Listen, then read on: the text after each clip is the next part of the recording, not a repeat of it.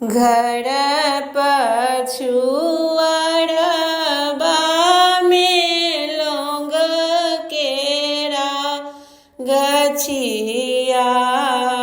लौंग फुलाए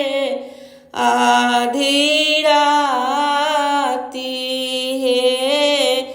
लौंग बिछाए चललनि बेटी से सीता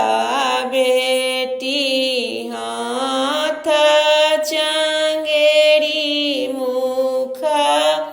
पान हे लौंग बिछब चललनि बेटी से सीता बेटी हाथ चंगेरी मुख पान हे घोड़बा चढ़ल आबे रामचंद्र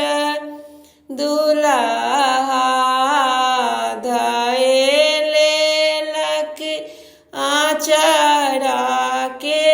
कोन हे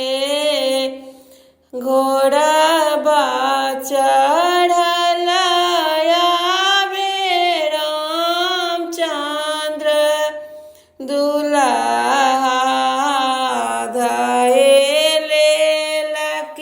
आचरा के कोन हे छोड़ू छोड़ू आहे प्रभु हमारो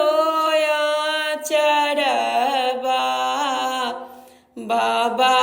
घर बारी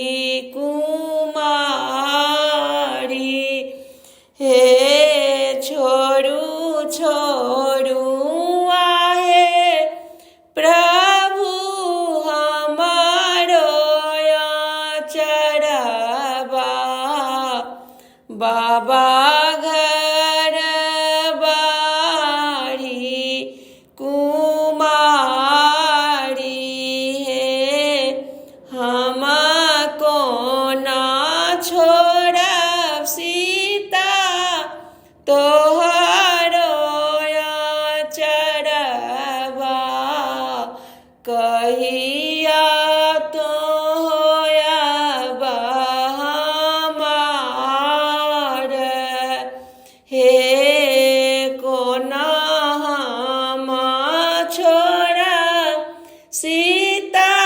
तोहरो आचरबा कहिया तो होयब हमार हे जाहि दिन आहे प्रभु बाबा मोरी बियाहता ओही दिन होयब तोहार हे जाहि